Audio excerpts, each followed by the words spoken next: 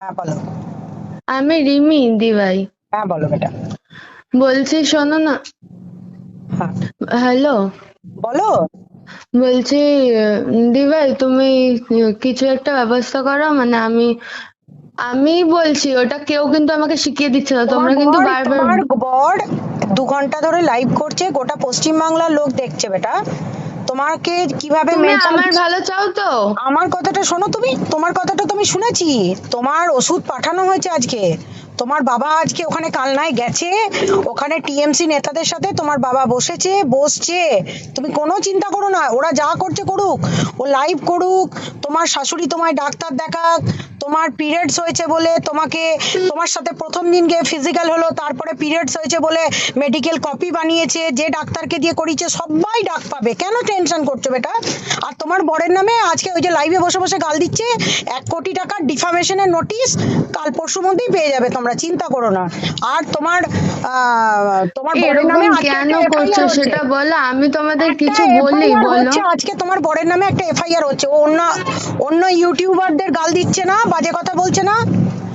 তোমার বরের নামে আজকেই একটা এফআইআর হচ্ছে, তুমি পাবে হাতে। কারণ আমি তোমার আমি বর, তোমাদের কিছু শোনো, বলেছি বলো, তুমি কোনো কোনো খারাপ কথা কথা আমাকে বলেছি? কল করবে না। তুমি আগের দিনে বলেছো তো, তোমার আগের দিনে আমায় বলেছো তোমাকে দেবনাথ পরিবার আমাকে গাল দিতে বলেছিল, তুমি আমায় গাল দিয়েছো।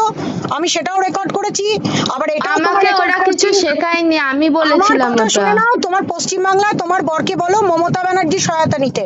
একমাত্র মমতা ব্যানার্জি পারবে তোমার বরকে আর পরিবারটাকে বাঁচাতে। তার কারণ পশ্চিমবাংলায় এই বিষয়টা, যেটা তোমাকে যে মানসিক নির্যাতনে করে করে আজকে তোমাকে দিয়ে ওপেন লাইভে তোমাকে বলছে তুমি শোনাবো ফোন দাঁড়াও। করো, আর তুমি সেই ফোনটাই আমাকে করলে। এই ট্র্যাপটাই তো আমরা চাইছিলাম। ওই পরিবারটা যে তুমি তুমি কতটা জেল খাটাবে, তুমি বোকা, তুমি জেল খাটিয়ে দাও, যাও তোমাকে যা মন চায় করো, ওই তুমি জেল পরিবারটা খাটাবে, যে খাটিয়ে দাও, কতটা বোকা শান্তি পাবো। তার ব্যবস্থা হচ্ছে বেটা, একটু ধৈর্য রাখো। ওই পরিবারটা ভাবছে ঠিক যে আছে, ছেলেটা খারাপ, শুধুমাত্র ছেলে জেল জেল খাটাতে তো বলো, জেল খাটাতে বলো। একটা কেস শান্তি নয়, ঝামেলা করছে না, 100টা কেস করবে, 100টা কেস খাবে। ওয়েট করো, তোমার পরিবার 100টা কেস খাবে। তুমি যদি তোমার স্বামীকে বাঁচাতে চাও, ওই পরিবারই থাকো আর ওখানেই থাকবে। তোমাকে কেউ বার করতে পারবে না। তোমার পরিবারে, ওই পরিবারে তোমার অধিকার আছে। তুমি ওই আমি পরিবারের বেরাবো, লিগ্যাল ওয়াইফ। আমি বেরাবো। তুমি বেরিয়ে গেলে তোমার বাবা মা তোমায় ঢুকতে দেবে না, তার কারণ ওই পাড়ার আমি লোকেরা যাব ডিসিশন না, নিয়েছে। ওখানেও যাব না আমি। ঠিক আছে, তুমি ওদের ওদের দায়িত্ব নিয়ে তাদের বউ পালাবে না কোথায় থাকবে, তাদের বউ কোথায় যাবে, সেটার দায়িত্ব সেই পরিবারের, আমাদের নয়। সেই পরিবার দায়িত্ব নেবে ওই মেয়েটার কি হবে। তারা যদি মনে করে তোমাকে খুন করে দেবে, তুমি মরে যাবে, তুমি সুসাইড করবে, তুমি ওদের বাড়ি ছেড়ে পালাবে, সেই পরিবারটার দায়িত্বে আছো তুমি। সেই পরিবারটা দায়িত্ব নেবে।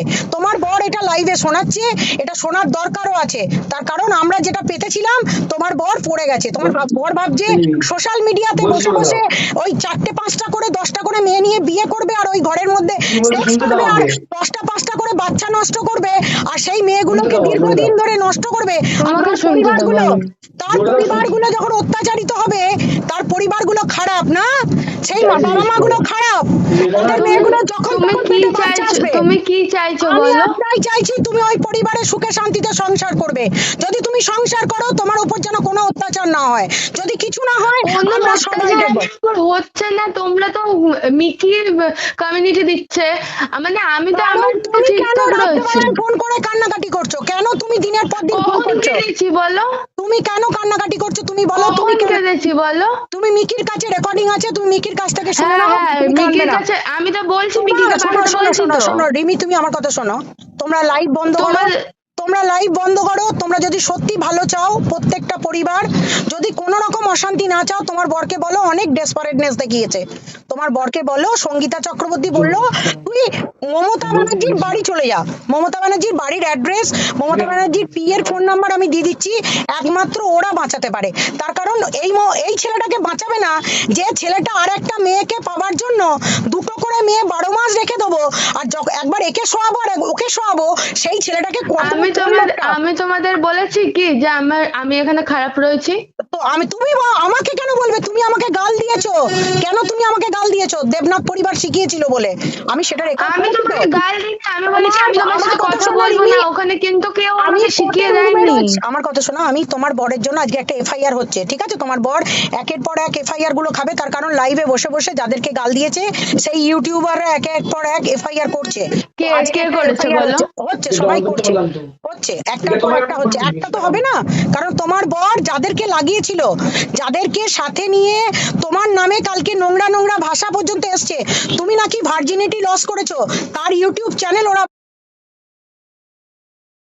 কথা দিচ্ছি তুমি ওয়েট করো, তোমার বরের ইউটিউব চ্যানেল ওড়াবো, তার কারণ তোমার বর প্রমোট করেছে ভার্জিনিটি নিয়ে, একটা বাচ্চা চাইল্ডকে, মানে ভার্জিনিটি লস হয়েছে, মানে আমি এগুলো এখন বলতে চাইছি না, কি কি ধরনের কাজ তোমাদের হয়েছে এবং কি কি ধরনের কথাবার্তা সামাজিক মাধ্যমে তোমরা ছড়াচ্ছ, এখানে লাখ লাখ শিক্ষিত মানুষরা দেখছে, সমাজে এই ধরনের জিনিস চলতে পারে না, তোমার বরেরা যে কি ক্রিমিনাল অফেন্সের মধ্যে জড়িয়ে গেছে তুমি বুঝতে পারছো না, তুমিই পারো এই পরিবারটাকে বাঁচাতে, কারণ আমরা পুরো সমস্ত মানবাধিকার কর্মীরা দীর্ঘদিন ধরে লক্ষ্য রাখছিলাম, তোমার বর সেই ট্যাপে পড়েছে, তোমার বর ভাবছে একটা কেস, তোমার বরকে বলো আর তোমার শাশুড়ি মাকে বলো যে তোমাদের সম্পত্তির ভাগ তোমাকে দিতে হবে না, সম্পত্তি থেকে টাকা পয়সা রেডি করে রাখতে, কারণ এত কেসে মমতা ব্যানার্জি যেমন তার সরকারটা জর্জরিত, তেমনি তোমার বড় জর্জরিত হতে চলেছে, কোথায় এত কেস মেটাবে তার ব্যবস্থা করুক, এটা আমি তোমায় জানিয়ে রাখলাম, কারণ তোমরা লাইভে যেটাই বলছো সেটাই আমাদের তোলা হচ্ছে এবং সেটাই থেকেই একটা করে করে কেস নামছে,